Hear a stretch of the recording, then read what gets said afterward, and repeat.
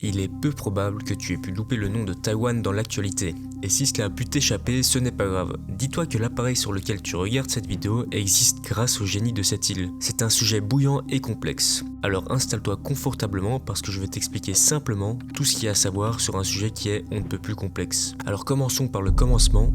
Pourquoi la Chine tient à une unification avec Taïwan ? Taïwan, c'est cette petite île de 23 millions d'habitants qui se trouve ici, en face de la Chine, à côté du Japon et des Philippines. Pour Pékin, l'unification avec Taïwan est cruciale pour sa souveraineté. Il voit l'île comme une province rebelle lui appartenant. Son indépendance serait une violation du territoire. Nous allons faire tout ce qui est possible pour se rapprocher d'une réunification dans le calme et dans la paix.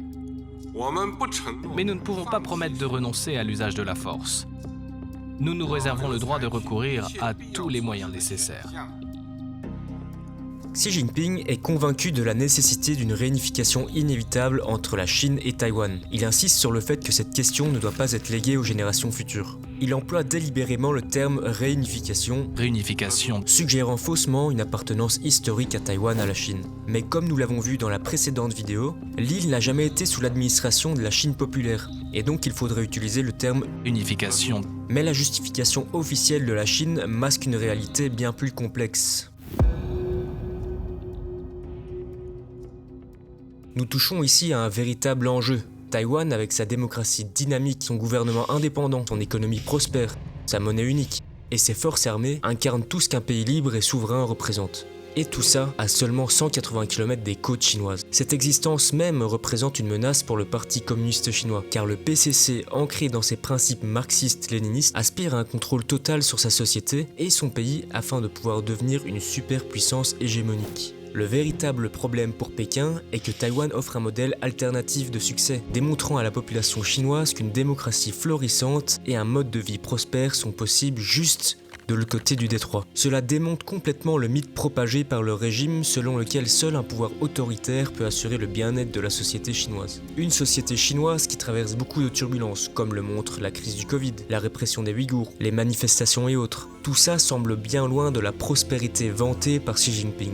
En insistant sur une unification, Xi Jinping relève son intention de soumettre par la force un pays démocratique. Et donc, il ne cherche pas seulement à étendre son territoire, il recherche à éradiquer un exemple vivant de démocratie réussie qui menace l'idéologie et la légitimité du Parti communiste chinois.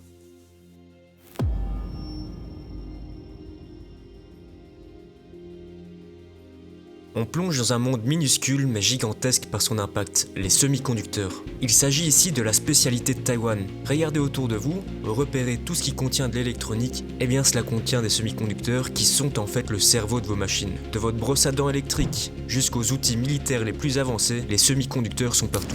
Avec l'expansion des intelligences artificielles, la modernisation de plein de secteurs comme l'automobile, la communication, l'armement ou encore la santé,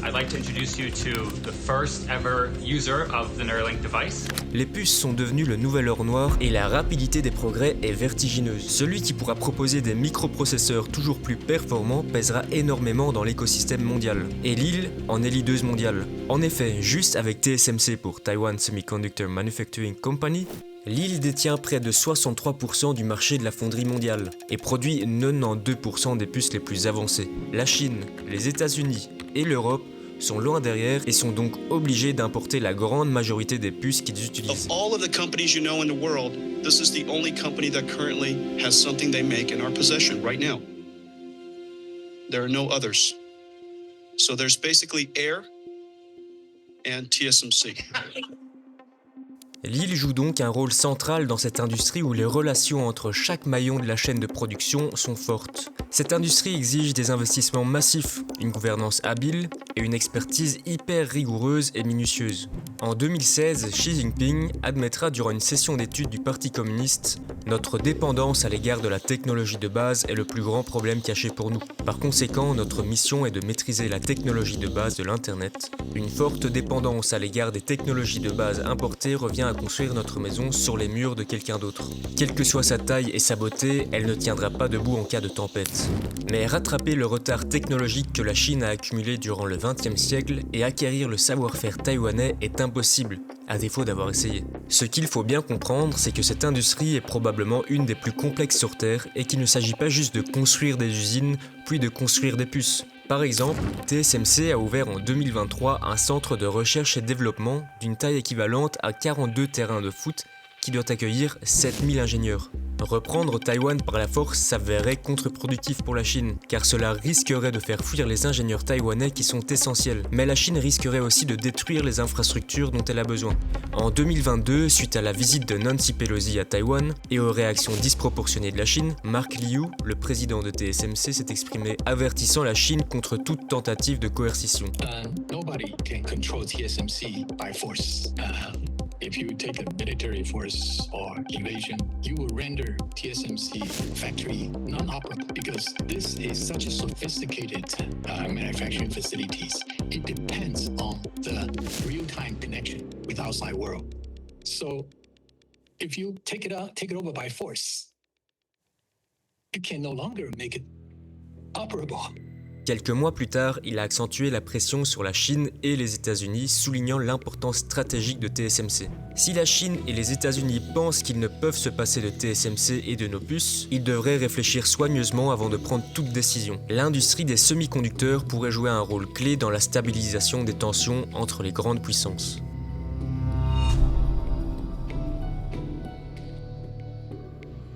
Taïwan se trouve au cœur de ce que l'on nomme la première chaîne d'îles. Elle s'étire du Japon jusqu'aux Philippines. Cette chaîne forme une barrière naturelle qui limite l'accès direct de la Chine à l'océan Pacifique. Contrôler cette chaîne est donc crucial pour la Chine dans son ambition de devenir une superpuissance mondiale capable de naviguer librement sur les eaux internationales, à l'instar des États-Unis. En prenant le contrôle de Taïwan, la Chine pourrait aisément déployer sa flotte navale et ses sous-marins dans le vaste océan Pacifique, le plus grand de la planète. Cela lui permettrait également d'ériger des systèmes de surveillance et de défense avancés un peu partout dans le monde. Bien que ce scénario demeure dans le domaine du théorique, une telle expansion offrirait à Xi Jinping ou à ses héritiers politiques la capacité de soumettre d'autres nations plus petites, redessinant ainsi le paysage géopolitique de la région.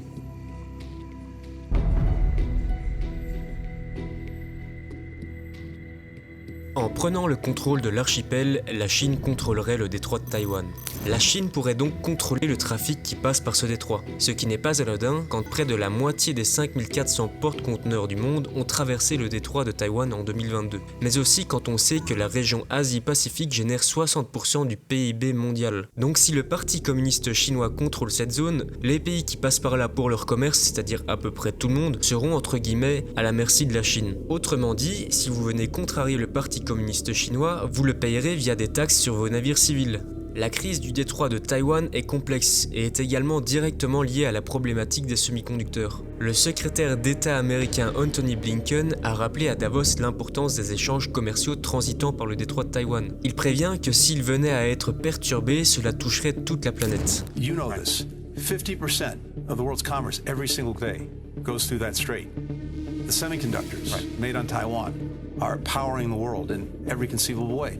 If that's interrupted or disrupted in any way, it's bad for everyone. Xi Jinping est habité par une vision, et en 2012, il reprend les rênes de l'Empire rouge. Il promeut le rêve chinois et le rajeunissement de la nation. Si la Chine veut devenir une superpuissance hégémonique et concurrencer l'ordre international imposé par les Occidentaux, Taïwan en est la clé. Mais alors, pourquoi la situation n'a pas encore dérapé ?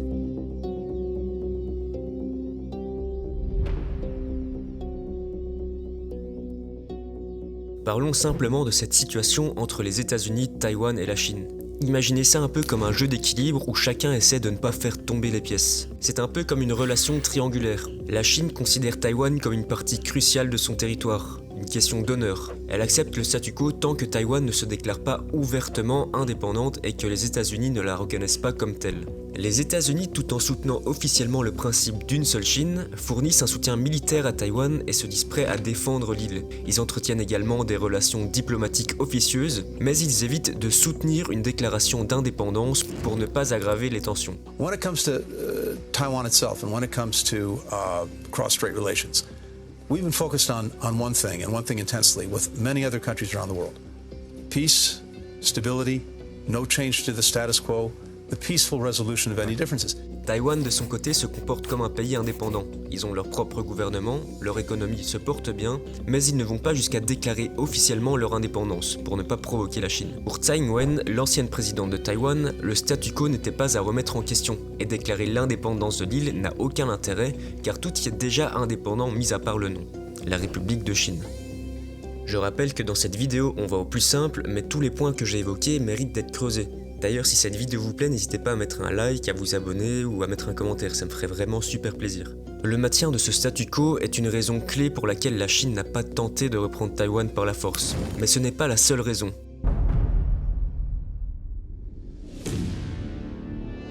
Taïwan prend très au sérieux la menace chinoise, se trouvant face à des incursions aériennes quasi quotidiennes. En réponse, l'île a étendu son service militaire de 4 mois à 1 an depuis janvier 2024, se préparant à toute forme d'invasion. Taiwan has proposed a record $19 billion in defense spending for next year. That's a nearly 14% year-on-year increase, and it includes money for new fighter jets as well as special funds for the Defense Ministry.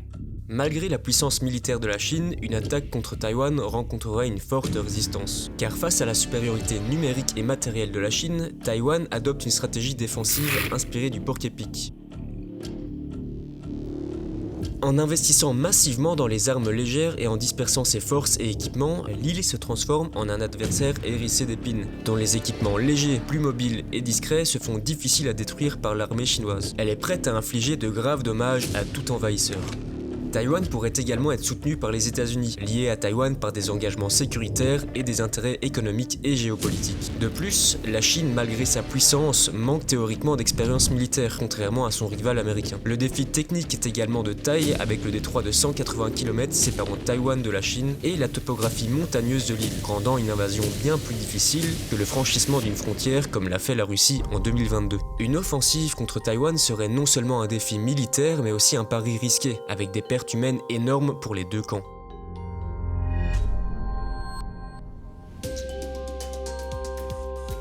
Cette émission débat consacrée à la crise économique en Chine, une croissance en berne, des exportations en forte baisse, un chômage des jeunes qui explose.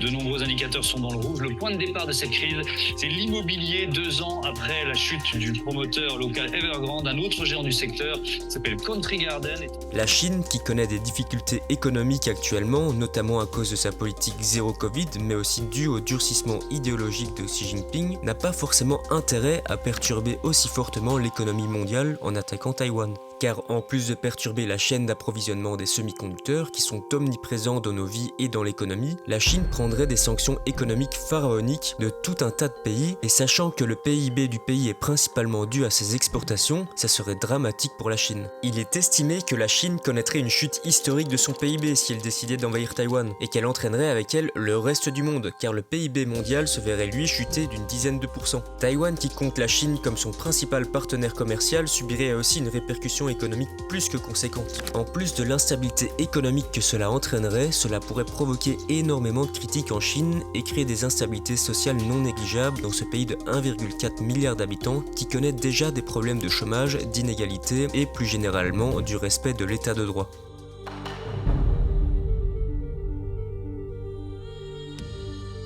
La Chine a des ambitions de devenir un leader régional et mondial pour les 100 ans de la République populaire de Chine, soit en 2049. Lancer une attaque contre Taïwan pourrait compromettre cette ambition et susciter l'inquiétude et l'opposition de ses voisins en Asie, et même au-delà des frontières asiatiques. De plus, la Chine, qui depuis quelques temps place ses pions en se rapprochant de la Russie, en participant à l'adhésion de l'Iran et de l'Arabie Saoudite aux BRICS, est en train de consolider un bloc dont le lien est le rejet d'un modèle de société occidentale. Venir perturber l'équilibre mondial avec une guerre contre Taïwan et ses alliés serait donc un énorme frein et contraire aux ambitions du leader Xi Jinping. De plus, beaucoup d'experts estiment que si la Chine attaque Taïwan, l'Inde pourrait redéfinir leurs frontières au niveau de l'Himalaya et que des mouvements d'indépendance tibétains pourraient essayer de reprendre le contrôle de leur territoire.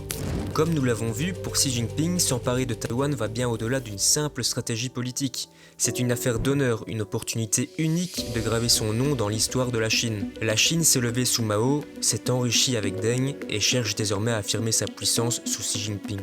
Voilà qui résume parfaitement l'ambition derrière cette tension. Alors même si la Chine a tout à perdre en franchissant le pas de l'irréparable, l'histoire nous rappelle que l'orgueil national et la soif de grandeur ont conduit à des choix aux conséquences dramatiques. Cela nous rappelle que la rationalité est parfois un invité silencieux dans la salle des cartes du pouvoir.